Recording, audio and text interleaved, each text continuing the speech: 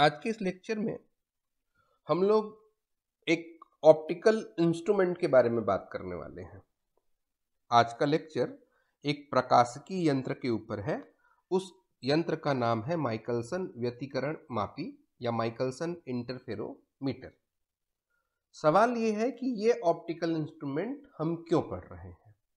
तो जब मैं ये मान रहा हूं कि आप लोगों ने ये थीन फिल्म वाला केस देखा होगा, इससे इंटरफेरेंस कैसे होता है, और इसमें दीप्त और अदीप्त, इसमें कंस्ट्रक्टिव डिस्ट्रक्टिव इंटरफेरेंस कहिए या डार्क और ब्राइट फ्रिंजेस का जो कंडीशन होता है उसको कैसे निकाले थे आप इस वाले पार्ट में, रिफ्लेक्टेड पार्ट के लिए और ट्रांसमिटेड पार्ट के लिए, ये आपको आता है और दोनों कंडीशन आप जानते हैं। ठीक है। दूसरा केस आपने इसको भी वेज फिल्म के लिए भी अच्छे से पढ़ा है, और यहां भी आप ये और ये मतलब ये रिफ्लेक्टेड वाले पार्ट के लिए और इस ट्रांसमिटेड वाले पार्ट के लिए भी आप कंस्ट्रक्टिव डिस्ट्रक्टिव या कहिए ब्राइट और डार्क फ्रिंजेस का जो कंडीशन है वो आपको पता है, और ये दोनों डेरिवेशन आप जानते हैं। तो इन दोनों में क्या हुआ था, इन दोनों में एक लाइट सोर्स लेके उसके दो कोहेरेंट सोर्स आपने बना दिए थे, चाहे आप रिफ्लेक्टेड वाले पार्ट की बात कीजिए या ट्रांसमिटेड वाले पार्ट की बात कीजिए। किया था वही काम आपने यहां भी, एक लाइट सोर्स लिया और इसको भी बनाया था। फिर आप कहते थे कि इन दोनों में ब्राइट और डार्क फ्रिंजेस या कंस्ट्रक्टिव डिस्ट्रक्टिव इंटरफेरेंस फॉर्म होगा, और इनको स्टडी करने के लिए कोई ना कोई डिवाइस की जरूरत है। अब बोलेंगे आप टेलीस्कोप तो पहले से ही है, बिल्कुल है, लेकिन यहां एक्यूरेसी बढ़ जा रही है। माइकलसन इंटरफेरोमीटर पे एक्यूरेसी बढ़ रही है, आप अच्छे से मेजर कर सकते हैं। ठीक ठीक। तो माइकलसन इंटरफेरोमीटर की अगर मैं बात करूं तो वास्तव में ये एक ऑप्टिकल डिवाइस होता है। ये एक ऑप्टिकल डिवाइस होता है, और ये क्या करता है, डिफरेंट टाइप के, डिफरेंट साइज के, शेप के जो इंटरफेरेंस फ्रिंजेस मिलती है ना, उसको स्टडी करने में हेल्प करता है। ठीक है। और इसमें खास बात यह है कि यहां आप जो लाइट है ना उसके वेवलेंथ को बहुत अधिक एक्यूरेसी से मेजर कर सकते हैं। ठीक। तो एक तो प्रकाश का तरंग दैर्ध्य को शुद्धता से ज्ञात करना इसका काम है, और दूसरा ये जो फिल्म होते हैं ना, ये जो फिल्म होते हैं पतली फिल्में, इनमें व्यतिकरण का अध्ययन करने में मदद करता है ये। ठीक। तो इंट्रोडक्शन पार्ट में आप एक काम कीजिए, आप यहां सीधा सीधा इंट्रोडक्टरी पार्ट की अगर बात करें तो हम लोग शुरुआत कहां से करते हैं, पहले इनके बारे में जान लो आप। ये हैं आपके माइकलसन, अल्बर्ट अब्राहम माइकलसन। ठीक है। इन्होंने ही आपको ये माइकलसन इंटरफेरोमीटर बना के दिया। क्यों दिया आपको पता है, क्यों दिया पता है ना, अभी तो जाना आपने क्यों दिया है। लाइट के वेवलेंथ को एक्यूरेसी के साथ पता करना है, और थीन फिल्म में जो इंटरफेरेंस पैटर्न बनते हैं उसको स्टडी करने के लिए इन्होंने एक ऑप्टिकल डिवाइस बनाया। इनकी खास बात क्या है, इनका खास बात यह है कि ये अमेरिकन साइंटिस्ट है, और साइंस के फील्ड में 1907 में इनको नोबेल प्राइज मिला। और ये अच्छी बात ये भी है इनके बारे में कि ये यूएस अमेरिका के पहले साइंटिस्ट हैं साइंस के फील्ड में जिनको नोबेल प्राइज मिला, पहले थे ये। ठीक ठीक है। अब हम बात करते हैं अपने इस टॉपिक की। हमारा ये टॉपिक, सबसे पहले आप शुरुआत करिएगा इंट्रोडक्शन से। इंट्रोडक्टरी पार्ट में सीधा सीधा सा लिखिए, क्या लिखेंगे कि भाई एक ये जो माइकलसन इंटरफेरोमीटर है वो प्रकाशिकी यंत्र होता है, और ये क्या करता है, आपतित एकवर्णी प्रकाश तरंग को आंशिक परावर्तन और अपवर्तन द्वारा दो भागों में विभाजित करेगा, और विभाजित करने के बाद क्या होगा, उनमें फ्रिंजेस बनाएंगे, और फ्रिंजेस बना करके पतली वायु फिल्मों से बनने वाली व्यतिकरण का अध्ययन करेंगे, और प्रकाश की तरंग दैर्ध्य का मापन बहुत अधिक शुद्धता तक करेंगे या किया जा सकता है। ठीक। मतलब आप ये कहना चाह रहे हैं कि माइकलसन इंटरफेरोमीटर होता है, उसमें इंसिडेंट मोनोक्रोमेटिक लाइट को 2 पार्ट में डिवाइड करेंगे। डिवाइड करने के बाद क्या होगा, उनमें सुपरपोजिशन होगा और इंटरफेरेंस पैटर्न बनेंगे। उस इंटरफेरेंस पैटर्न को स्टडी करके आप थीन फिल्म के फ्रिंजेस को स्टडी करेंगे और साथ साथ क्या कर सकते हैं आप, the wavelength of light can be measured to a very high degree of accuracy. देखिए सबके लिए आपने वही कहा था, एक लाइट आएगा दो भाग में बटेगा, बिल्कुल उसी चीज को यहां भी हमने कहा है कि एक मोनोक्रोमेटिक लाइट आएगा और ये दो भाग में बटेंगे। कैसे बटेंगे वो डायग्राम में दिख जाएगा आपको, लेकिन अभी तो टारगेट है ना। थिन फिल्म में भी देखा था आपने, ए बी लाइट रे आया, दो रिफ्लेक्टेड बने कम से कम और कम से कम दो ट्रांसमिटेड बनाए थे आप। सिमिलरली वेज फिल्म के लिए भी वही किया था, तो यहां भी यही करेंगे। ये करने के बाद क्या होगा, फ्रिंजेस दिखेंगी, इसके हेल्प से आप थिन फिल्म को स्टडी कर पाएंगे और लाइट का वेवलेंथ बहुत ज्यादा एक्यूरेसी से पता कर पाएंगे। ये है इंट्रोडक्टरी पार्ट। ठीक, अब इसका थियरी किस पे बेस है, इसका सिद्धांत क्या है, इसका प्रिंसिपल क्या है? इसका जो प्रिंसिपल होता है वो इंटरफेरेंस पर बेस्ड है। ठीक है, चूंकि इसका जो सिद्धांत है व्यतिकरण पर आधारित है, इसीलिए इसको व्यतिकरण मापी कहते हैं। ठीक है, ठीक है, इसका जो प्रिंसिपल है वो इंटरफेरेंस पे बेस्ड है, इसीलिए इसको इंटरफेरोमीटर कहा जाता है। ये दो पार्ट हो गए। अब आपकी इच्छा क्या हो रही होगी एपरेटस को देखने की, कैसा एपरेटस होता होगा, क्या होता होगा इसमें, या क्या क्या रहता है और क्या क्या नहीं रहता है, इसके बारे में भी जानने का मन कर रहा होगा, है ना। चलिए अब अगला टॉपिक डाल दीजिए आप इसके कंस्ट्रक्शन पे। कंस्ट्रक्शन वाले पार्ट पे बात करें तो आपको तो पता है, सबसे पहले एक मोनोक्रोमेटिक लाइट सोर्स चाहिए रहता है, और ये जो लाइट सोर्स है यहां से लाइट रे इस तरीके से निकल रहे होंगे, इसके सामने आप लोग एक कॉन्वेक्स लेंस को रख दीजिए और इस तरीके से रखिएगा, इसके सामने कॉन्वेक्स लेंस इस तरीके से रखा रहता है कि ये लाइट सोर्स आपके कॉन्वेक्स लेंस के फोकस पे रहे। ये जो लाइट सोर्स है आपके कॉन्वेक्स लेंस एल के फोकस पे होना चाहिए। सॉरी, क्लियर है बात? एक लाइट सोर्स लेंगे या एक एक्सटेंडेड लाइट सोर्स लेंगे, एक विस्तृत प्रकाश स्रोत लेंगे, जिसको इस प्रकार से रखा जाएगा कि यह लेंस एल के फोकस पर हो। तो जब ये फोकस पे इंसिडेंट होगा तो ये लाइट रे कैसे हो जाएंगे, ये पूरे के पूरे लाइट रे इस तरीके से पैरेलल हो जाएंगे। पैरेलल होने के बाद आप क्या करेंगे, ये जो लाइट रे है, अब सबको तो मैं नहीं दिखा पाता, मैं ये वाले लाइट रे को लेके आपको समझाने की कोशिश कर रहा हूं। अब क्या करिएगा आप, ये एक ग्लास प्लेट है, ठीक, इसको आप इस तरीके से 45 डिग्री पे इंक्लाइन करवा के रख दिए हैं। तो लाइट रे जब इसके ऊपर इंसिडेंट होगा तो यहां से कहां जा रहा है, रेयरर मीडियम से डेंसर मीडियम पे, तो यहां एक नॉर्मल लाइन इस तरीके से आएगा, इट बेंड टूवर्ड्स नॉर्मल हो जाएगा, डेंसर मीडियम में जा रहा है तो यहां तक आ गए। इस पॉइंट में खास बात क्या होगा, इस लाइट का टोटल इंटरनल रिफ्लेक्शन हो जाएगा और यहां से ये पार्शियली क्या हो जाएगा, रिफ्रैक्ट हो जाएगा। मतलब ये जो लाइट रे आप दे रहे हैं एक, यहां पे इसके दो हिस्से हो गए, एक टोटल इंटरनल रिफ्लेक्शन हुआ इधर और दूसरा ये इस डायरेक्शन पे बाहर निकल आएगा। क्लियर हुआ बात? अब उसके बाद आप देखें तो ये लाइट रे क्या करेगा, सीधा सीधा सीधा सीधा आगे निकलेगा और यहां जाके आप एक मिरर रख दीजिएगा विथ ये स्क्रू, इस स्क्रू को सेट करके आप मिरर के पोजीशन को चेंज कर सकते हैं। मतलब इस स्क्रू को ऐसे रोटेट करवा दीजिए, घुमा दीजिए, तो अगर आगे की ओर घुमाएंगे तो ये मिरर आगे खिसकते जाएगा, पीछे की ओर घुमाएंगे तो पीछे जाते जाएगा। उसी तरीके से इसका काम है, मतलब स्क्रू क्या करेगा, इस मिरर को एडजस्ट करेगा।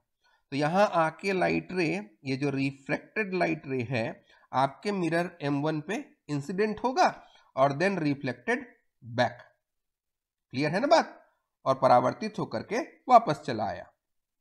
दूसरा, ये जो टोटल इंटरनल रिफ्लेक्शन से जो लाइट रे मिला हुआ है, ये किधर जा रहा है, ये सीधा सीधा यहां से बाहर निकला और सीधा सीधा किधर चला गया, ये सेकेंड मिरर रखा है M1, ये एक मिरर है M1 और ये एक मिरर है M2। ध्यान ये दीजिएगा, ये मिरर M1 और ये मिरर M2 दोनों के दोनों एक दूसरे से एग्जैक्टली परपेंडिकुलर हैं।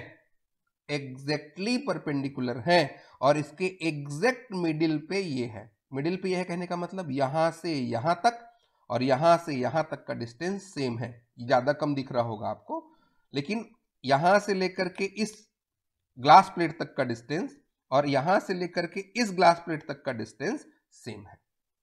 क्लियर है बात? क्लियर है? तो अब ये वाला लाइट रे गया, लाइट रे जाने के बाद क्या कर देगा, यहां से इंसिडेंट हुआ और रिफ्लेक्टेड बैक, देन आफ्टर क्या करेगा, रिफ्लेक्ट होने के बाद यहां इस पॉइंट पे इंसिडेंट हुआ, फिर ये इधर आया। इसी पॉइंट को थोड़ा ध्यान देंगे आप, इसको मैं बार बार रिपीट करूंगा।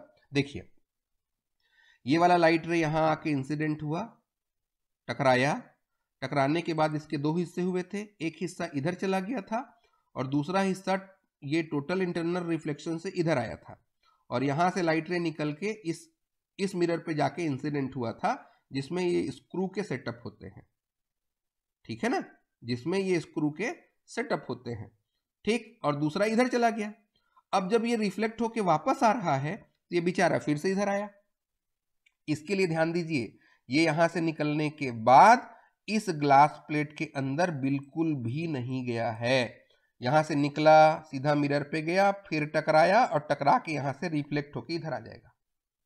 मतलब ये ग्लास प्लेट पे नहीं जा रहा। क्या हो रहा है देखिए, ये वाला लाइट रे और ये वाले लाइट रे के साथ प्रॉब्लम क्या है, दोनों तो सेम डिस्टेंस ट्रेवल कर रहे हैं, इस ग्लास प्लेट से यहां तक और इस ग्लास प्लेट से यहां तक, लेकिन ये वाले लाइट रे को, इस बेचारे को क्या करना पड़ रहा है, एक बार तो ग्लास प्लेट के अंदर से घूमा, घूम के बाहर निकला, फिर जब वापस आया है तो फिर ग्लास प्लेट के अंदर हुआ है और फिर जाके ये बाहर निकलेगा। क्लियर है? मतलब पाथ डिफरेंस दिख रहा है और इस पाथ डिफरेंस को अगर एडजस्ट करना है, आपको इंटरफेरेंस पैटर्न देखना है, तो जरूरी ये है कि आप इस लाइट रे को इस ग्लास प्लेट से गुजारें। क्यों गुजारें? देखिए भाई, ताकि एक बार ये इधर चले, क्योंकि एक बार निकलते टाइम ये इधर चला था, और दोबारा यहां से निकलने के बाद देखिए ये लाइट रे से इंसिडेंट हुआ, मतलब रेयर मीडियम से डेंसर मीडियम में आया, बेंड हुआ टुवर्ड्स नॉर्मल लाइन, ये अभिलंब की ओर झुका और फिर यहां से ये ट्रांसमिट हुआ, इस मिरर पे आके टकराया, टकराने के बाद क्या करेगा, ये मिरर पे टकराया, टकराने के बाद इसका क्या होगा, वहां से रिफ्लेक्शन हुआ, इस मिरर पे आके, इस ग्लास प्लेट G2 पे आके फिर टकराया, टकराने के बाद इधर आया और देन ये। अब बात समझ में आ गई क्या हुआ? अब ये जितने देर में यहां पहुंच रहा है उतने देर में ये भी यहीं पहुंच रहा है। अब इसमें इंटरफेरेंस पैटर्न होगा जिसको आप इस टेलीस्कोप टी से देख सकेंगे। ठीक है, ध्यान ये भी रखिएगा, ये G2 को बिल्कुल G1 के जैसा बनाना है, सेम मटेरियल का बनेगा, सेम थिकनेस का बनेगा, सेम मटेरियल का बनाना है और सेम थिकनेस का भी बनाना है, ताकि इन दोनों के पाथ डिफरेंस को एडजस्ट किया जा सके। इसीलिए इस ग्लास प्लेट को प्रतिकारी ग्लास प्लेट कहते हैं, कंपनसेटिंग ग्लास कहा जाता है। क्या क्या बोला, समझ में आया? देखिए, मैं आपसे कहा कि भाई आप इसमें सबसे पहले डाल लीजिए कंस्ट्रक्शन डालने के बाद आप लिखिए कि हमारे पास क्या होते हैं, इसमें एक एक्सटेंडेड लाइट सोर्स S होता है, जिसको हम इस तरीके से सेट करते हैं कि ये लेंस L के फोकस पे रहे, लेंस L के फोकस में रहे, ताकि लेंस इस आपतित किरणों को क्या कर सके, पैरेलल कर देगा। देन आफ्टर ये क्या करेंगे आप, अब यहां तक लिखने के बाद आप क्या लिखेंगे, यहां दो मिरर M1 और M2, यहां दो मिरर लगे रहते हैं M1 और M2, जो सेम थिकनेस के हैं और जिसमें स्क्रू सेटअप होता है, एक दूसरे के लंबवत रखा रहता है। इनके बिल्कुल बीच में ये partially silvered glass plate G1 रखा है, आंशिक सिल्वर्ड है ना, मतलब आंशिक चांदी की कलाई की हुई प्लेट G1 रखा रहता है, जो G1 और M1 और G से लेकर के M2 का डिस्टेंस बिल्कुल समान होता है। क्लियर है? फिर क्या करेंगे आप, फिर क्या बता दिया आपने, और यहां एक कंपनसेटिंग प्लेट G2 रखा रहता है ताकि प्रकाश किरणों के बीच पथांतर को एडजस्ट किया जा सके। ठीक है, ठीक, ताकि यहां से जो पथांतर उत्पन्न होता है उसको एडजस्ट किया जा सके, और यहां जो व्यतिकरण बनते हैं उसको देखने के लिए टेलीस्कोप टी लगा रहता है। ठीक, partially silvered glass plate G1 और इसके बिल्कुल इसी के जैसा एक ग्लास प्लेट G2 जो सेम मटेरियल से और सेम थिकनेस का बना है, कंपनसेटिंग ग्लास है, प्रतिकारी ग्लास प्लेट है, रखा रहता है। ये आपका कंस्ट्रक्शन हुआ। क्लियर है बात? क्लियर है? Extended light source, lens L focus पे पैरेलल करेगा, एक ग्लास प्लेट G1 होता है जो पार्शियली सिल्वर्ड होगा, आंशिक कलई युक्त होगा, पार्शियली सिल्वर्ड ग्लास प्लेट होता है जिससे बराबर दूरी पर लंबवत M1 और M2 दो मिरर रखे रहते हैं जिनमें स्क्रू का सेटअप होता है जिससे इनके पोजीशन को एडजस्ट कर सकते हैं। और इसी के समानांतर G1 के बिल्कुल समानांतर एक ग्लास प्लेट G2 रखा रहता है जो M1 से आने वाली और M2 से आने वाली, मतलब M1 से परावर्तित और M2 से परावर्तित, मतलब M1 से रिफ्लेक्टेड और M2 से रिफ्लेक्टेड लाइट रे के मिडिल के पाथ डिफरेंस को एडजस्ट करता है। ठीक, और यहां जो इंटरफेरेंस होगा इस पॉइंट पे, इसको P पॉइंट लिख दीजिए, इस P पॉइंट पे जो इंटरफेरेंस होगा उसको देखने के लिए एक टेलीस्कोप यूज करते हैं। ये है आपके इस इंस्ट्रूमेंट की संरचना। क्लियर है? अब आगे गए, अब आगे जाएंगे आप, आगे गए तो आपके पास ये है इसका कार्यविधि, वर्किंग। क्या लिखेंगे वर्किंग में कि भाई हमारे पास एक तो एक्सटेंडेड लाइट सोर्स S होता है, उसके बिल्कुल सामने एक कॉन्वेक्स लेंस L रखा रहता है, और ये कॉन्वेक्स लेंस L जो लाइट रे इंसिडेंट होते हैं लाइट सोर्स से उसको पैरेलल करके G1 प्लेट के ऊपर इंसिडेंट करवा देता है। और G1 प्लेट के ऊपर जो इंसिडेंट होता है तो ये पार्शियली सिल्वर्ड ग्लास G1 इस लाइट रे के दो पार्ट कर देते हैं। One is the reflected part moves towards M1 और another is transmitted part move towards M2। Clear है बात? फिर आप लोगों ने क्या कहा था, ये जो पारगमित किरणें होती हैं वो M2 पे अभिलंबवत आपतित होंगी, M1 और M2 पे दोनों पे कैसे आपतित हो रहे हैं, ये नॉर्मली, और नॉर्मली इंसिडेंट हो रहे हैं तो reflected back along the same path. ठीक है, ठीक है, तो ये जब M1 और M2 से जो परावर्तित किरणें होती हैं वो ग्लास की प्लेट G1 पे आ जाती हैं, ये ग्लास प्लेट G1 द्वारा। ठीक, और इस ग्लास प्लेट G1 से ये T की ओर पारगमित और परावर्तित किया जाता है। एक जो M2 से आ रहा था वो इस ग्लास प्लेट से टकराएगा और किधर चला जाएगा, रिफ्लेक्ट होकर के T की ओर, और जो M1 से टकरा रहा था वो किधर आया था, देखिए आप लोगों ने यहां तो देखा था ना इसको, एक बार मैं डायग्राम फिर दिखाऊं आपको, ये वाला सेटअप, यहां से जो लाइट रे आ रहा है यहां टकरा के रिफ्लेक्ट हुआ, और ये वाला लाइट रे क्या हुआ, यहां से ट्रांसमिट होके टेलीस्कोप तक गया है। इसी बात को लिखना है, मतलब ग्लास प्लेट G1, आपका जो ये ग्लास प्लेट G1 है, ये ग्लास प्लेट G1 जो रहता है आपके जो लाइट रे हैं उसको पारगमित और परावर्तित करके इस T के ऊपर भेज देता है। ठीक, ठीक है, चूंकि दूरबीन में प्रवेश करने वाले किरण पुंज एक ही आपतित किरण पुंज से प्राप्त हुए हैं, देखिए वो लाइट रे आपने प्रकाश स्रोत S लिया था ना, एक्सटेंडेड लाइट सोर्स S, तो वहीं से लाइट रे निकला है, और ये दोनों दो लाइट रे आपको एक ही सोर्स से मिले हैं, तो दो मिल गए तो दोनों के दोनों कैसे होंगे, कोहेरेंट सोर्स होंगे, और इसमें क्या बनेगा, इंटरफेरेंस पैटर्न बनेगा। ये आपको लिख देना है।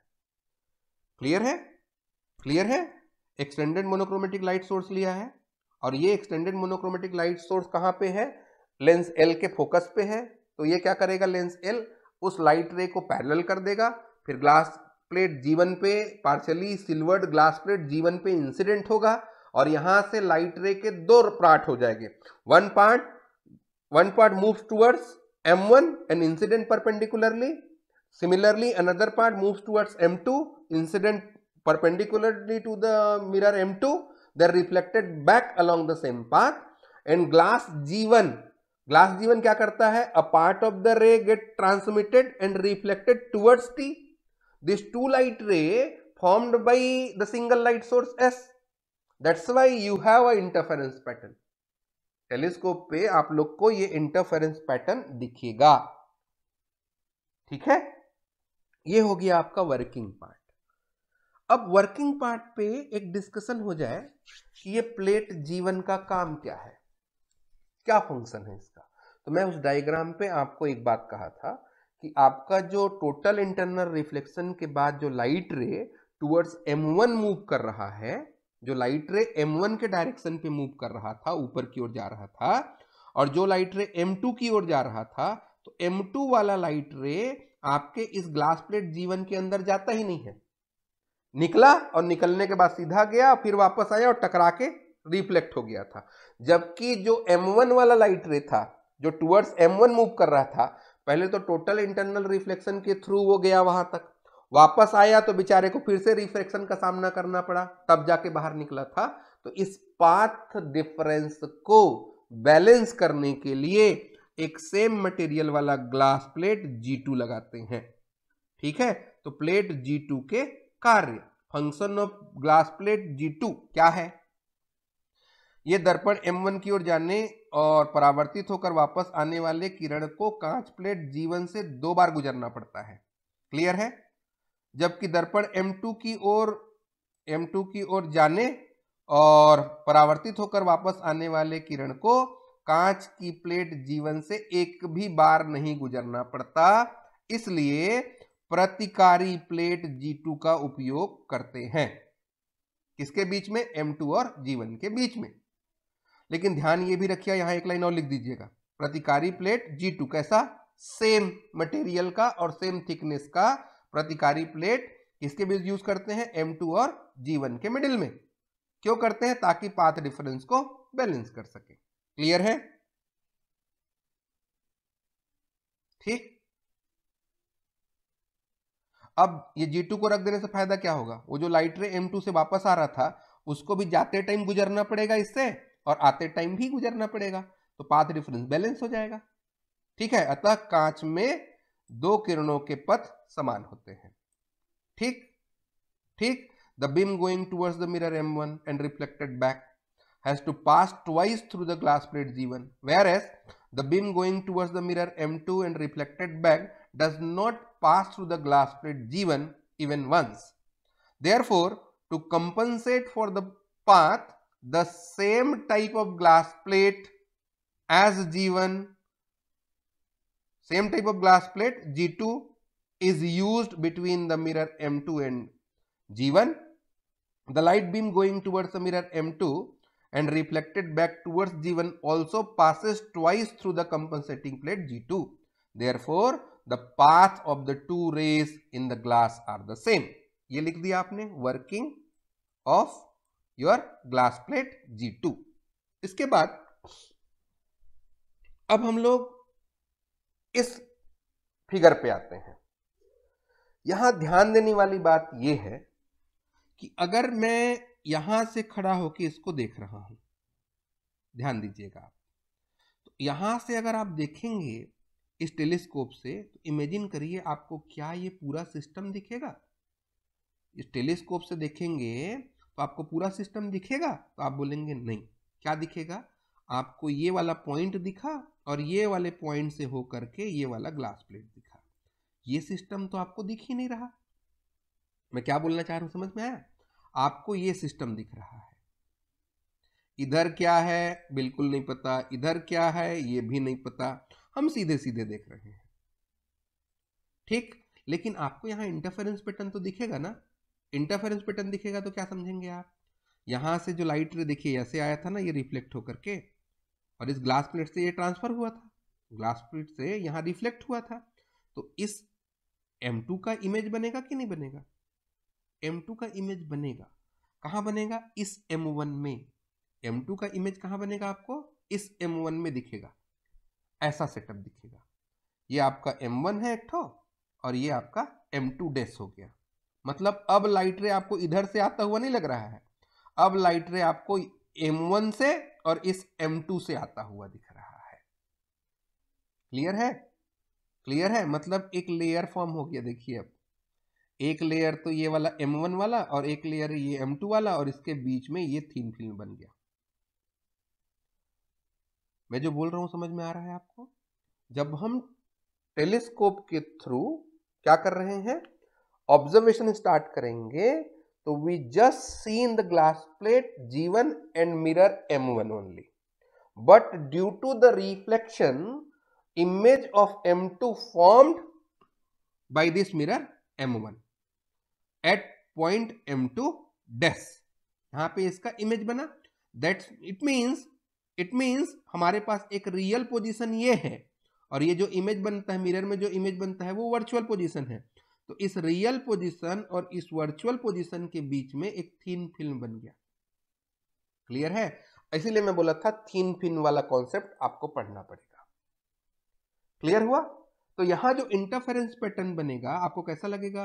एक पैरेलल थिन फिल्म है, वहां से लाइट रे एक यहां से टकरा करके और एक यहां से टकरा करके वापस आ रहा है, जैसे आप लोगों ने वहां दिखाया था। कहां? थिन फिल्म के लिए एक लाइट रे को इंसिडेंट करवाते हैं, फिर यहां जाता है, फिर यहां से आता है। तो इस तरीके से दो लाइट रे बन रहे हैं और उसका इंटरफेरेंस यहां पे हो रहा है, आपको ये दिख रहा है। क्लियर है बात? और यहां जो स्क्रू लगे रहते हैं ना, उसके सेटअप को चेंज करके आप ये जो थिन फिल्म है उसको चेंज कर सकते हैं। मतलब अगर इधर जो मिरर लगा था, इधर जो मिरर लगा के रखे थे आप, इसके ये वाले स्क्रू को आप अगर टिल्ट कर दें, ये वाले स्क्रू को अगर घुमाएंगे तो ये मिरर कैसे हो जाएगा? ऐसा बेंड हो जाएगा। तो इसका जो इमेज बनाएगा ये भी बेंड वाला बनाएगा। और अगर इसको नहीं करके इसको टिल्ट कर दीजिए आप, इसको रोटेट करवा दीजिए आप, तो आपका ये मिरर ऐसा जो जा रहा था वो कैसा हो जाएगा? ऐसा, और यहां पे चेंज हो जाएगा। मतलब क्या? देखिए इस स्क्रू की हेल्प से ये जो पैरेलल थिन फिल्म था उसको आप वेज थिन फिल्म में कन्वर्ट कर सकते हैं स्क्रू के हेल्प से। तो यहां जो इंटरफेरेंस पैटर्न बनेगा उसको आप चेंज कर पा रहे हैं।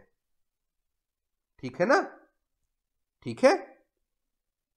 तो ये समझ में आ गया होगा। अब हम लोग बात करते हैं इसकी फ्रिंज किस प्रकार के बनेंगे।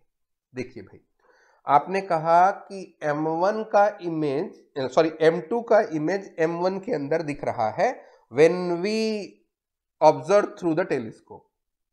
It means we feel that the light get reflected back by a thin layer bounded between M1 and M2 dash.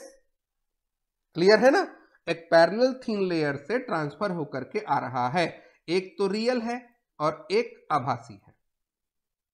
ठीक, M2 डैश को M2 का इमेज मान रहे हैं हम, और प्रारंभ में आप ये कहेंगे कि M2 is equal to M2 dash. क्यों भैया? हम ये G से लेकर के M2 का डिस्टेंस और G से लेकर के M1 का डिस्टेंस को सेम लिए थे इसलिए। और यहां इमेज तो बन रहा है, किसके ऊपर बन रहा है? M1 के ऊपर। लेकिन M1 के ऊपर जो बन रहा है उस सेटअप में हम लोग को ये फील हो रहा है एक्चुअल में सेम है, लेकिन आप जब देखेंगे तो आपको क्या लगेगा? एक थिन फिल्म बन गया है। किसके बीच में? M2 के बीच में और M1 के बीच में। क्योंकि M1 तो दिखाई दे रहा है और उसके पीछे इमेज दिखाई दे रहा है किसका? M2 का। उसके बीच में कोई फिल्म होगा कि नहीं? एयर फिल्म है कि नहीं? उस एयर फिल्म से आपको आता हुआ लग रहा है। मैंने थिन फिल्म वाला कॉन्सेप्ट लगा दिया है। और थिन फिल्म के केस में अगर आप बात करें, थिन फिल्म के केस में आप जानते हैं कंस्ट्रक्टिव कहिए या ब्राइट फ्रिंजेस के लिए जो पाथ डिफरेंस होता है वो ये होता है। क्लियर है? और यहां चूंकि एयर फिल्म बोल रहे हैं आप M1 और M2 के बीच में, तो ये म्यू का जो वैल्यू होगा वो 1 ले लेंगे। म्यू का वैल्यू 1 ले लीजिएगा तो आपको 2t cos r equal to 2n-1 lambda by 2 मिलेगा। किसके लिए? कंस्ट्रक्टिव इंटरफेरेंस के लिए। सिमिलरली डिस्ट्रक्टिव इंटरफेरेंस का केस भी आपको पता है। आप लिखते हैं 2 mu t cos r equal to n lambda. Destructive कहिए या अदीप्त कहिए या डार्क फ्रिंजेस कहिए, ठीक है, विनाशी व्यतिकरण के केस में ये मिलता है आपको। चूंकि म्यू की वैल्यू 1 है तो आपका यहां पाथ डिफरेंस निकलेगा 2t cos r equal to n lambda. Clear है? अब हमारा कंसंट्रेट इस बात पे होगा, जैसे अगर पैरेलल फिल्म है तो इंटरफेरेंस कैसा होगा, और अगर स्क्रू को टिल्ट कर देंगे ऊपर वाले को या नीचे वाले को तो वेज फिल्म बन जाएगा, तो इंटरफेरेंस कैसा दिखेगा, इस पे थोड़ा सा लिखना है आपको। अब बात करते हैं इसकी। यहां ध्यान दीजिए, एक केस तो ये था पैरेलल वाला, फिर आपने कहा था कि अगर ये इधर जो मिरर लगा है, इधर जो मिरर लगा है, इसके ये वाले स्क्रू को अगर टिल्ट करेंगे तो ये ऐसे बेंड होगा। क्लियर है? और अगर ये वाले स्क्रू को टिल्ट कर देंगे तो आपका मिरर कैसा बन जाएगा, पोजीशन कैसा बनेगा इसका, ऐसा। एक बार ऐसा वाले केस में ऑब्जर्वेशन देखिए, 3 ऑब्जर्वेशन करते हैं। पहला ऑब्जर्वेशन जब सीधा था तो देखेंगे, दूसरा ऑब्जर्वेशन जब ऊपर वाले स्क्रू को टिल्ट करके आगे बढ़ा देंगे तो, और तीसरा जब ये नीचे वाले को आगे बढ़ा देंगे तो 3 टाइप के केस बन गए। 3 टाइप के केस बन गए ना, एक पैरेलल वाला केस बना और 2 वेज फिल्म वाले केस बने। तो यहां ध्यान ये दीजिएगा, यहां ध्यान ये देना है कि हम लिखें क्या। तो इसके लिए आप अगर पहला केस देखें, पहले केस में अगर आपका M1 और M2 डैश एक दूसरे के पैरेलल है, एग्जैक्टली परपेंडिकुलर है, मतलब M1 M2 के एग्जैक्ट अगर परपेंडिकुलर होगा तो उस केस में आपको टेलीस्कोप पे जो इंटरफेरेंस फ्रिंजेस दिखेंगी वो न्यूटन रिंग वाला दिखेगा, ऐसे कोसेंट्रिक सर्कल्स दिखेंगे। ठीक है? अगर एग्जैक्टली पैरेलल है तो।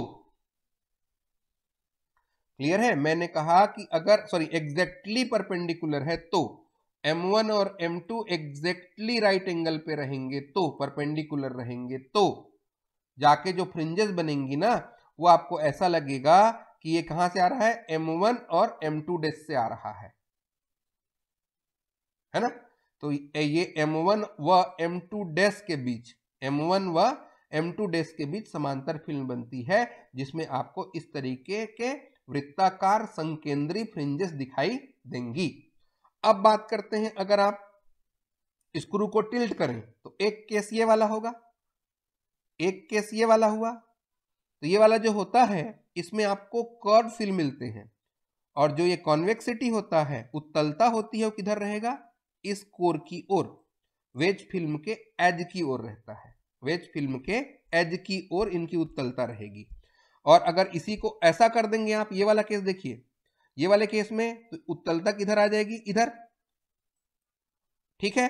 अब एक केस ऐसा कर लीजिए कि आपको इमेज ऐसा दिखे, बहुत ज्यादा रोटेट करवा दीजिए तो आपको इस तरीके का इमेज दिखाई देगा, इस तरीके का फ्रिंजेस दिखाई देगा।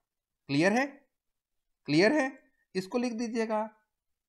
क्या लिखेंगे? यदि M1 और M2 पूरी तरह से लंबवत नहीं है तो M1 और M2 डैश के बीच एक वेज फिल्म बनती है और वक्री फ्रिंजें प्राप्त होती हैं, जिनकी उत्तलता वेज फिल्म के किनारे की ओर होती है, वेज फिल्म के किनारे की ओर होती है। इधर देखिए, इधर किनारा था तो इधर बेंड हो गए, उत्तलता इधर रहेगी, इधर था तो इधर हो गए। क्लियर हुआ? देखिए, एग्जैक्ट पैरेलल सर्कुलर बनेगा, और एक दूसरे से अगर लंबवत नहीं रहेंगे एग्जैक्टली तो वेज फिल्म बनेंगी। और वेज फिल्म में क्या होता है, वेज फिल्म में जो कॉन्वेक्सिटी है वो towards the edge of the wedge film होता है। इस तरीके के आपके पास कॉम्बिनेशन मिले। क्लियर है? ऐसा बना, ऐसा बना, ऐसा बना और ऐसा बना। अब सोचिए, लाइट सोर्स जो मोनोक्रोमेटिक लिया है ना, वो व्हाइट लाइट सोर्स है, सनलाइट है। अब अगर सनलाइट लेते हैं ना बेटा, तो आपको क्या मिलेगा, जो फ्रिंजेस बनते हैं ना वो इस तरीके के दिखेंगे। एक तो सेंटर फ्रिंज बनेगा, वो डार्क होगा, और उसके चारों ओर आपको 8-10 फ्रिंजेस दिखाई देंगे कलरफुल। उसके बाद क्या करते हैं, ये कलर आपस में ओवरलैप होने लगेंगे, आपस में मिल जाएंगे, तो कलर नहीं दिखाई देगा। अब मतलब सेंटर डार्क फ्रिंज मिला, अगर व्हाइट लाइट की बात करें, सूर्य प्रकाश स्रोत की बात करें, तो यहां से क्या होता है, पहले तो डार्क फ्रिंज बनता है, उसके बाद उसके चारों ओर में कलरफुल 8-10 फ्रिंजेस बनेंगी, और बाद में ये एक दूसरे से अतिव्यापित हो जाते हैं। ठीक है? ये व्हाइट लाइट के केस में था। तो ये था इंटरफेरोमीटर का या माइकलसन इंटरफेरोमीटर का इंट्रोडक्शन, इसका प्रिंसिपल, इसका कंस्ट्रक्शन, इसका वर्किंग और टाइप्स ऑफ फ्रिंजेस। और मैंने G2 क्यों यूज किया है उसको भी बताने की कोशिश की। आशा करता हूं ये पूरा थ्योरी आपको समझ में आ गया होगा। ठीक है, अब आगे वाले लेक्चर में हम लोग इसके एप्लीकेशन पे बात करेंगे।